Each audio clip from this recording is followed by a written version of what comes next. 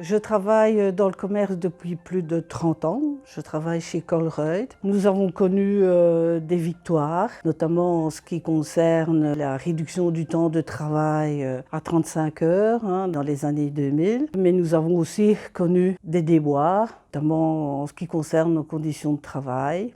Je ne suis ni alarmiste ni craintive, mais il faut quand même bien se rendre compte que depuis le début de cette année, il y a les attaques patronales et surtout des attaques contre le bien-être des travailleurs. Beaucoup de mes collègues se sont sentis à l'abri, puisqu'il faut savoir que chez Colruyt, nous n'avons que des contrats à durée indéterminée majoritairement et des contrats à temps plein. Mais ici, entendre que 11 000 travailleurs vont passer dans une autre commission paritaire alors qu'ils sont dans la même que la nôtre pour le moment, franchement, ça fait peur, même si on travaille chez Colruyt. Peur de l'impact que cela va avoir sur nos conditions de travail et peur également sur les conséquences que ça va pouvoir avoir aussi envers notre entreprise en ce qui concerne la concurrence déloyale, que ce soit sociale et commerciale. Si 20% des travailleurs de la 202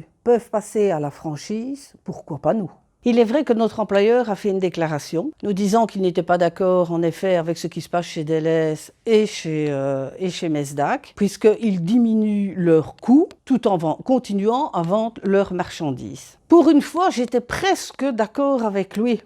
Moi qui suis toujours en discussion et en bataille avec lui dans les organes de concertation. Nous ne devons pas nous mettre des œillères. De toute façon, nous risquons d'être impactés. Si notre employeur veut une harmonisation des commissions paritaires, il faudra se batailler. Et donc, il ne pourra en aucun cas nous empêcher de se mobiliser et d'aller à la manifestation le 22, là où je serai. Restons attentifs. Rien n'est acquis définitivement. Il faut garder nos droits et en construire de nouveaux. Pour cela, il n'y a qu'une seule solution, c'est la solidarité, le combat et tout ça avec la CNE. Nous vous attendons nombreux à Bruxelles le 22 mai.